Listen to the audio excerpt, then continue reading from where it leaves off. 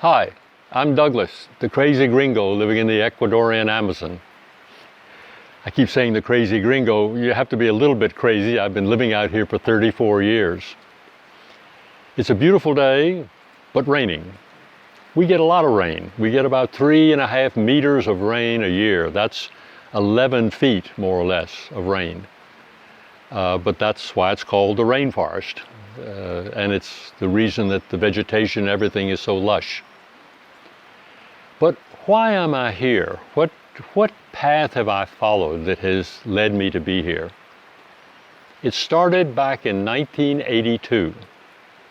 1982 was a difficult year for me. The United States was in a major economic recession. My father had died. I was having a tough time.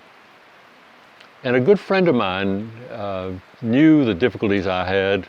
I was working with my lawyer to prepare to declare bankruptcy and everything. And she mentioned that evening there was a friend of hers who was going to be in Lexington he was passing through on his way to North Carolina. A friend who was a psychic, and she said, "Why don't you go with me and you can meet him." So I went with her, and there were about 30 people at the meeting. Well, everybody else knew him, I didn't. So everybody else was busy talking with him, and I didn't really have an opportunity to talk with him. But my friend took me up and introduced me, so I said, "Hi, I'm Douglas McMeekin, nice to meet you, Jim." Yeah, that was all. The next morning, my friend went to see him on a personal matter, and when she was finished, before he left, when she was finished, he said to her, "Tell me about Douglas." And she said, "What do you mean?" He said, "Since the death of his father, he is now free to be who he should be." She came back from that meeting and she told me what he had said. And I thought, wow, if someone can just shake my hand and see that in me, he really does have powers as a psychic. And so I said, I want to talk to him. So a couple of weeks later, we drove down to North Carolina for a seminar that he had, 2-day seminar. And after the seminar, I had a moment to talk with him. We went over in one corner of a big hall. A lot of other people were there. It was nothing private. It was not an office, just in one corner of the hall. And I said, "I appreciate this opportunity. Let me tell you about myself." And he said, "You don't need to. I already know." Talk about cutting through the shit that we build around ourselves to protect ourselves. He obviously could see through all of that. And I said, "I don't know which way to go." He said, "You love the wilderness." And he was right on that. And he said, "You need to go out into the wilderness by yourself and pray. Go for 2 weeks and pray."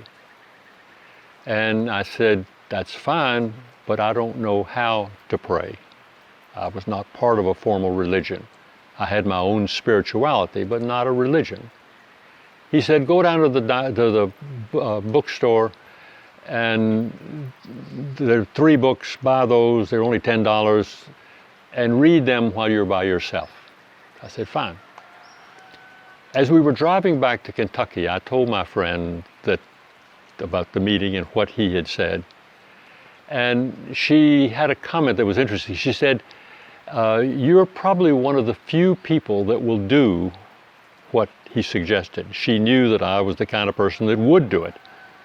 And I had said to her, "I'm going to do this experience and go off by myself." And she said, "You're probably one of the few people that would do that. Most of the people that are talking with him and going to him keep going back to him, and he becomes a crutch for them." So anyway, went back to Kentucky. About 2 days later, she called me and she said, "I received something in the mail on a place in Wyoming that might be of interest as a place to go." She gave me the name of the woman in charge and a phone number. I called. And I couldn't say, "I'm looking for a place to pray." I was not comfortable with that. So I said, "I'm looking for a place that I can meditate." And she said, oh, great, we have a cabin down by the river that's just for that. Yeah, okay. So I went. A place called Ring Lake Ranch in the Wind River Range of Wyoming. It's probably one of the most beautiful mountain ranges in the United States. And not a lot of people there. It's wild, it's beautiful. And I spent some of the time in the cabin and around the area, the grounds that they had. But there's also a network of trails that goes all over the mountains. So I had the opportunity to hike. I had my camping gear, I had my tent, and I could camp out in different parts of the mountains, which I did. And all of this time I was questioning, I was reading those books he had suggested. I was trying to just, in part, reanalyze where I was and what had happened in my 40 years of life. I was 40 years old when I was doing this. I went through the periods, the difficulties thinking about being dyslexic at a time that nobody knew what that was. So I was just labeled as a dumb kid who had terrible grades. And literally, if a teacher had not given me a grade in my last year of high school, I never would have graduated from high school. So the dyslexia was a major thing that affected my life. I'm also gay, and being a teenager, a gay teenager in the 1950s was not easy, especially in a conservative state like Kentucky. And I mention that because it's important for me to be open, and it's important for other people.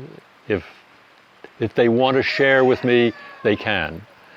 And so all of these things, these emotions, these thoughts were coming to the surface. And after about 10 days, it was like a dam broke, and the emotions flowed out of me. I cried, I laughed. It was a cleansing when all of this was just flowing out of me. And it left me completely empty and completely blank to receive a message of whatever was supposed to come. And the message that I received was very simple. Do something to help other people. Do something to help the environment, and ask nothing in return. That is the path I have been on since 1982. 39 years I've been following that path. It has led me many directions. My life has been filled with opportunities and experiences that not many people have had.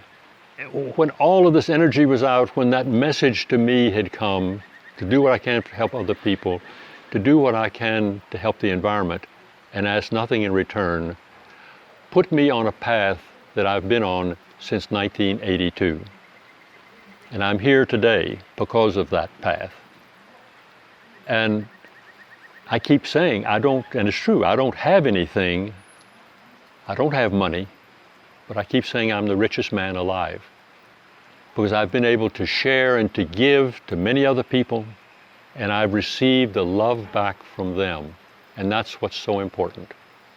And I have the opportunity to live in this incredible environment. So I wanted to share this story of my life and what has led me to be here in this particular spot today. And hopefully it will be of interest or of use, but it was important for me to be able to share this with you.